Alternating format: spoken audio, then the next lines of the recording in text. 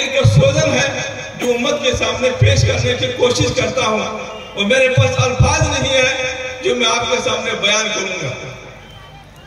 ہمارے رفیق محترم مفتی سیف اللہ صاحب یہ ہمارے بہت جگری دوست ہیں، اور اس سرزمین سے آج سے 25-30 سال پہلے ادھر سے گزر ہوتا تھا، جو ایک پہاڑی علاقہ ہے کانا لگا، وہاں پر 2 یا 4 گھر کے آبادی ہے۔ مجھے 10 روپے دھان ملتا تھا، سائیکل سے جا کر کے سرکاری مدرسہ کے لیے جا کر کے وہاں سے لاتا تھا، اور ان مسلمانوں سے ملاقات کرتا تھا، اس نیت سے نہیں کہ میں دھان لوں گا، اس نیت سے کہ اسلام کا پیغام وہاں تک پہنچا دوں گا۔ خدا کا شکر ہے اس مدرسے کے چندہ کرنے میں کبھی آر نہیں محسوس کیا، اپنی ذات کے لیے کبھی مانگا نہیں، لیکن مدرسے کے لیے ہمیشہ کوشش کیا کہ یہ مدرسہ پروان چڑھے۔ پھر آنا جانا ہوا، اس بستی سے ایسے بچوں کو لے کر گیا ہوں، تراشا ہوں جو کہنے کی نہیں ہے۔ مولانا اسرائیل صاحب، مولانا شمس الدین صاحب، یہ حضرات میرا پہلا شاگرد ہے۔ اس بستی میں ایسے حالات تھے جو ہم کہہ نہیں سکتے ہیں، بالکل غربت اور ایسے ہی حال تھے، لیکن الحمدللہ محنت کیا، اور آنے کے بعد آنا جانا ہوا۔ کرما ٹاڑ بالکل ٹاڑھی کے طرح تھا، بالکل کوردہ علاقہ تھا، لیکن ادھر سے جب پار ہو کر جاتا تھا بالکل سناٹا لگتا تھا۔ یہ تصور نہیں کر سکتا تھا کہ مفتی سیف اللہ صاحب اتنا بڑا مدرسہ بنائیں گے اور یہاں پر اتنا اسٹیج بنے گا، اتنے علماء جمع ہوں گے، یہ ہم تصور نہیں کر سکتے۔ محترم کو میں نے سرکار ٹیم میں بلایا اس وجہ سے کہ جب میں دھان وصول کرنے آیا یہ دارالعلوم سے فارغ ہو چکے تھے۔ بلا مبالغہ کہتا ہوں، میرا بوری پکڑ کر کے اگلی بات وہ کرما ٹاڑ میں گھر گھر چندہ کے جس طالب علم میں چندہ کرتا ہے۔ میں نے دیکھ لیا کہ اس بندے کے اندر تواضع ہے، کبر نہیں ہے، نفس نہیں ہے۔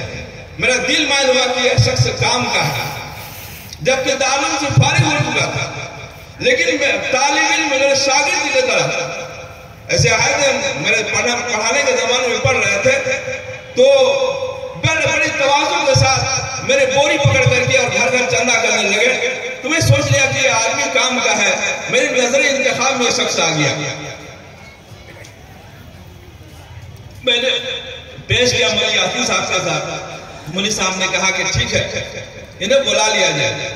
خدا کا شکر ہے ان کے علمی گہرائی اور مطالعہ کے کہتے ہیں جو گہرائی ہے، بلا مبالغہ کہتا ہوں درسی کتاب میں ید اللہ حفظ جلالین کے حاشیہ اور کوئی بھی کتاب دے دیجئے، مشکا جیسے کتاب بلا مبالغہ ہی پڑھا لیتے ہیں۔ انہوں نے ہم سے مشورہ لیا کہ مولانا آپ ایک دوسری جگہ میں منتقل ہونا چاہتا ہوں۔ کہا ٹھیک ہے، آپ کوئی بات نہیں، اللہ اپنے دین کا کام لے۔ کبھی بھی آنے کے بعد میں تعلق ہوئے رہا۔ انہوں نے کہا کہ آپ جب تک نہیں کہیے گا لڑکی کے مدرسہ کھولنے کا تب تک میں مدرسہ نہیں کھولوں گا۔ مجھے ہمت نہ ہوتی مجھے وہ کہنے کا۔ میں نے استخارہ کیا اور بہت دنوں تک سوچتا رہا۔ ان کے والدہ بیٹھی ہوئی تھی، ہم کو وہاں بیٹھا کر کے اور بولا کہ میری ماں سامنے ہے، آپ کیا بولتے ہیں بولیے۔ میں اللہ سے توجہ کیا کہ پروردگار میں کیا جواب دوں۔ میں کہا کہ اب اس وقت مجھے کچھ صدر نہیں کہہ سکتا ہوں، لیکن کچھ مائل ہو رہا ہوں کہ آپ بولیے۔ پھر بعد میں کچھ دن کے بعد کہ آپ مکمل طور پر بولیے۔ میں نے کہا کہ آپ مکمل طور پر بول رہا ہوں کہ آپ مدرسہ کھولیے۔ جب اجازت میں نے دی تو آپ انہوں نے کام چلا کیا، اتنے قد و کاوش کے ساتھ یہ کام کیا جیسے مولانا رستم صاحب نے فرمایا کہ اللہ تعالیٰ کو کام لینا تھا، یہ کمزور مکان اینٹ گارے سے بنایا تھا، زمین دود ہو گیا، پھر کیا کہتے ہیں دوبارہ پتھر کے دیوار کھڑا کیے اور اس کے بعد آہستہ آہستہ بناتے رہے۔ میں نے ایک مشورہ دیا برابر کہ مفتی صاحب آپ مدرسہ جب تعلیم کھول رہے ہیں تو تعلیم شروع کر دیجیے، تعلیم شروع کیجیے۔ انہوں نے کہا کہ انشاءاللہ میں بہت جلدی کام کروں گا، کیونکہ ہمارے مولی یاسین صاحب کہتے تھے یا ہمارے شیخ قاری حسن صاحب کہتے تھے جس مسجد میں نماز نہ ہو مسجد نہیں، اور جس مدرسے میں تعلیم نہ ہو مدرسہ نہیں۔ اس لیے وہ نظریں مجھے بھی ہے کہ مدرسے میں تعلیم ہونی چاہیے. میں نے زور دیا، جنہوں نے میرے زور پر کہا کہ انشاءاللہ رمضان کے بعد کہتے تعلیمی آغاز کر دیا جائے اور دین کو ایک پروگرام رکھ دیتا ہوں. میں نے کہا کہ نہیں، آپ ایسا کیجئے کہ مشورہ کر کے پروگرام کچھ اچھا کیجئے. تو ان کے جو رفقا کار ہیں، اس میں ہمارے مفتی سمیع اختر صاحب ہیں اور قدیہ کے کچھ اور لوگ ہیں، مولانا رستم صاحب ہیں. ان حضرات نے اور ان کے جو بستی کے لوگ ہیں، ان کے بڑے ساتھ دینے والے، ان لوگوں نے کہا کہ اچھا بڑا پروگرام کیجئے، ہم لوگ ساتھ دیں گے، جس کی وجہ سے ان کو ہمت ہوئی اور الحمدللہ یہ کام انہوں نے کیا.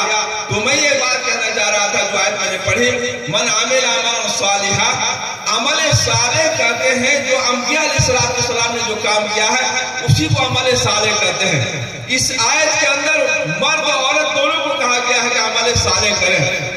اس وقت میرے بزرگوں دوستوں، ہمارے بیٹیاں جو ہے تعلیم کے لائن سے کتنا داخل ہوا ہے. یہ کہتے ہیں کہ تعلیم ہم پڑھ رہے ہیں، لیکن تعلیم وہ تعلیم ایسی ہے کہ جس کی تعلیم کی وجہ سے ہماری بیٹیاں ہمارے ہاتھوں سے چلی جا رہی ہیں. یہ مدرسہ تعلیم گاہ کے ساتھ تربیت گاہ بھی ہے. انشاءاللہ العزیز جب ان اداروں میں وہ بچے ہمارے تعلیم پائے گی تو پھر وہ عمل صالح کرے گی اور انما الہکم الہ واحد پر مرتے دم تک قائم رہے گی،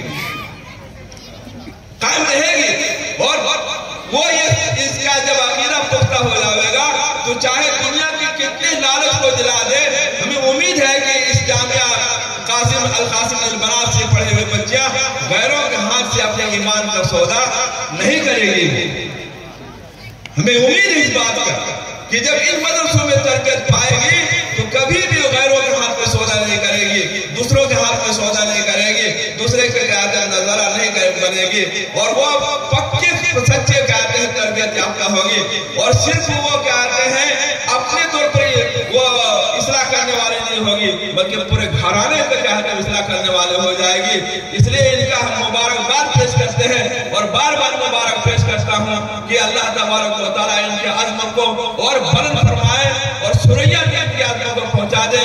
اللہ تعالیٰ اس ادارے کو قبول فرما دے اور پروردگار عالم اس مدرسے سے صالحہ، عابدہ، زاہدہ، نیک صالحہ جو 2200 پارے میں جو تذکرہ گیا ہے وہ تمام آیات کے مصداق کے بچوں کو بنا دے.